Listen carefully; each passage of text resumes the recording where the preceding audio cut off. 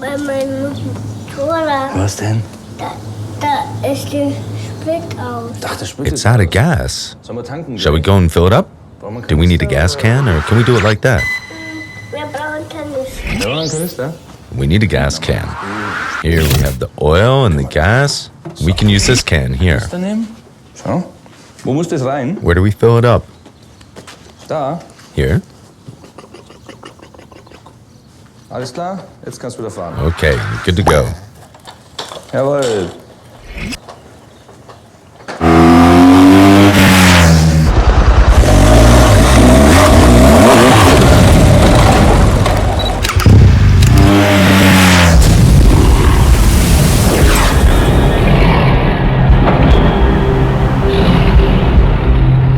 I'm going to BMW to buy myself a motorbike. One motorbike I can do everything with, so it'll have to be the GS. That's why I've had my GS for 20 years, and I intend to keep it.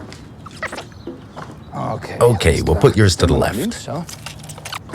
So ist gut. Egal, ob ich It doesn't matter if I want to go fast or slow, or if I'm in a good mood or a bad mood. I just feel great riding it. It's just perfect.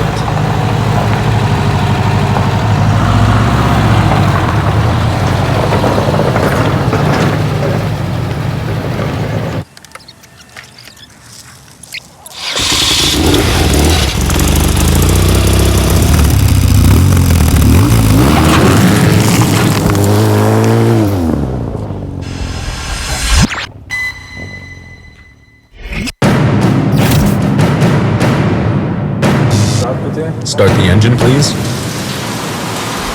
60 kilometers per hour. Now 100, then step on the gas.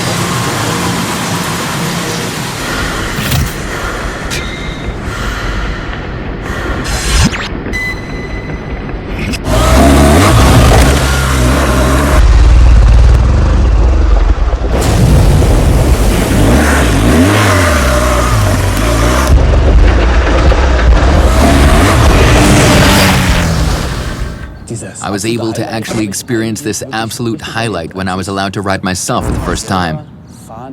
The lightness really hit me. It's indescribable. You set off and immediately you're hungry for more. You haven't even covered a single kilometer and you want more, more, more.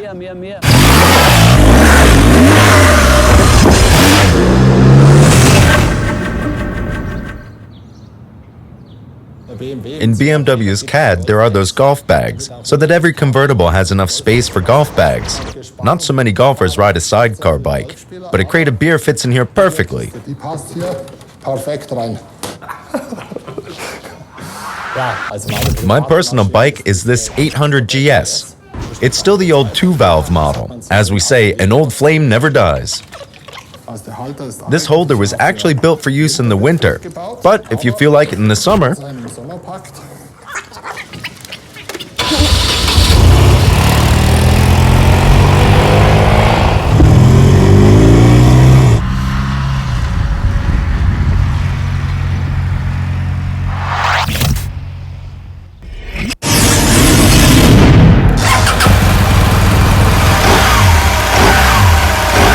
even when I was a little boy, I always admired the GS Paris Dakar in the shop windows. Now I'm allowed to work with it. That is fantastic.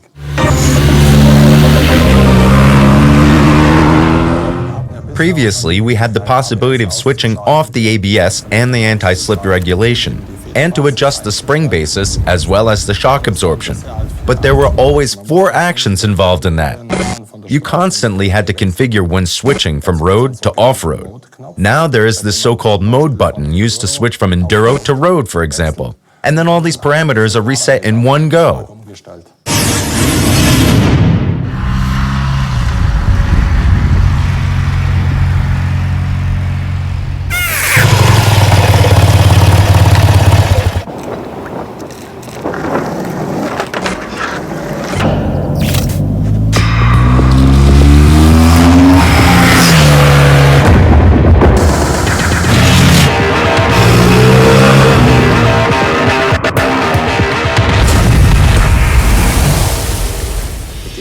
GS, that means normal roads. Relaxed riding on country roads, easy riding and such things, plus luggage. Full throttle on the motorway, the aspect of off-road. And yes, the previous model was very good at that, but I really wanted to take it one step further and extend this large spectrum. And I think with this electronic chassis and the riding modes, I managed to do that.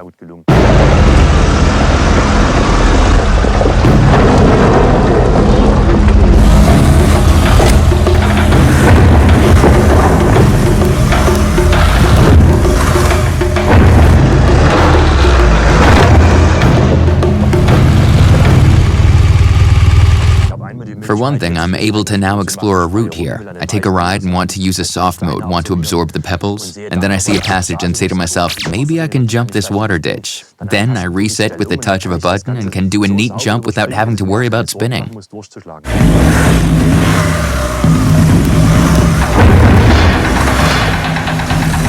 I think that more people will actually go off-road to try this. Initially, they will be hesitant, and when they experience it, they'll want to go back again and again.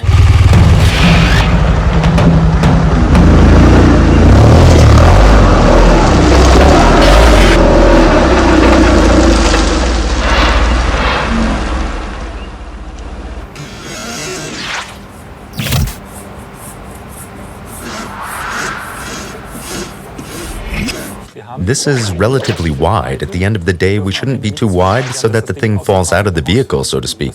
We don't want that. It has to look integrated. Roughly about 6 millimeters out, and then pull it outwards again up there. I personally really like that, as this will enhance how the shadow falls here. Before the GS, we even had the opportunity to create a so-called visionary model. Totally free of any limitations. Wheelbase was there, of course, boxer as well, and the rest was about having crazy ideas. So in 2007, we'd created such a model, and that was cool. Now the adjustments. Forward. Okay, that fits. Great.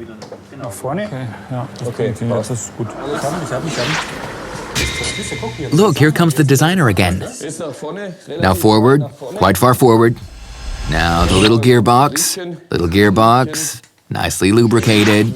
Take your time, Ralph. Yes, not a problem. It's only 9:30.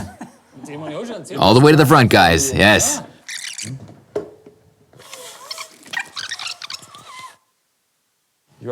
I'd gone to see my brother-in-law in Heilbronn in the Holy Land to pick something up. That's when I spotted the bike. I asked him what he was doing with the machine, and he said, just take it. That's how I got a GS. In 1983, I could not afford buying one. A beautiful engine. It's a real monolith, isn't it? Slim toward the front, and then you see this huge thing, and you think you'll get caught in every corner, but that's not the case. What is really different is that we have moved the mass away from the center towards the front. It pushes forward. It really wants to go for it and go full throttle. That was really important to us, so that even from far away, everyone can see it coming and realize, hey, that's the new one.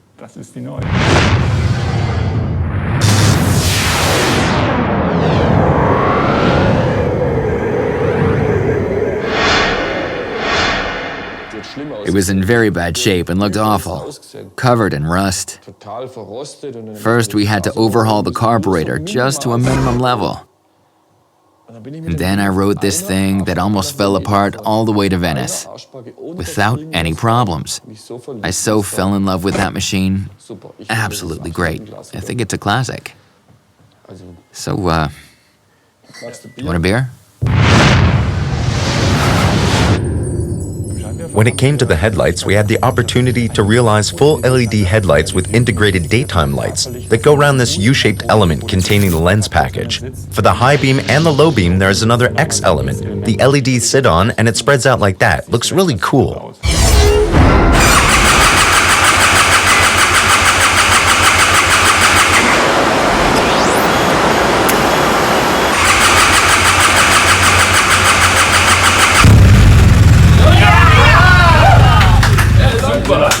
One of the main challenges we've implemented into the Boxer engine is the switch from air oil cooling to water air cooling. This particularly has to do with the fact that we wanted to further improve the thermal health of the engine, and we tried to realize a more compact build of the whole thing.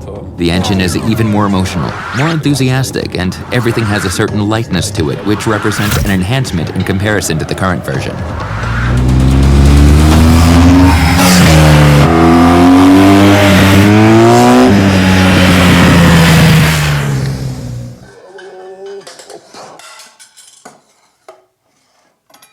No, I don't remember where this is from.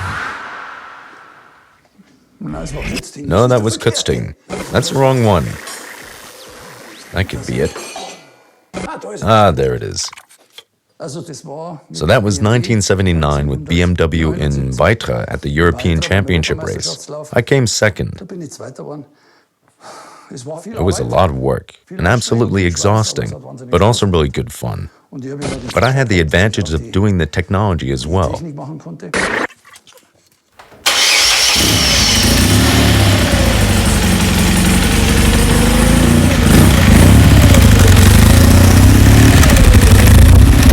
That was the original base model, yeah. I left 6 years ago now, and time doesn't stand still. I know my ex-colleagues are good people and know how to build motorbikes. So, I'm really looking forward to finding out what this bike can do. Laszlo. Hey Rafi, great to see you.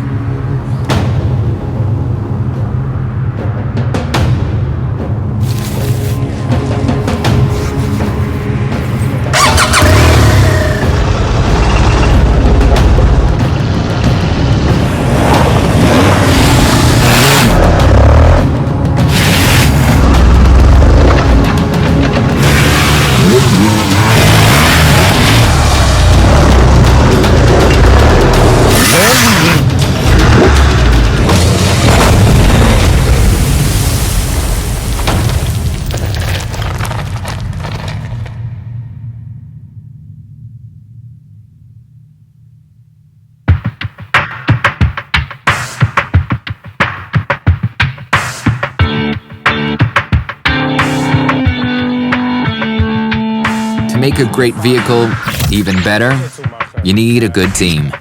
With people who understand what this is all about. With people who put their lifeblood into this and who actually live it. We got a fantastic team together that managed to take this vehicle all the way to another level.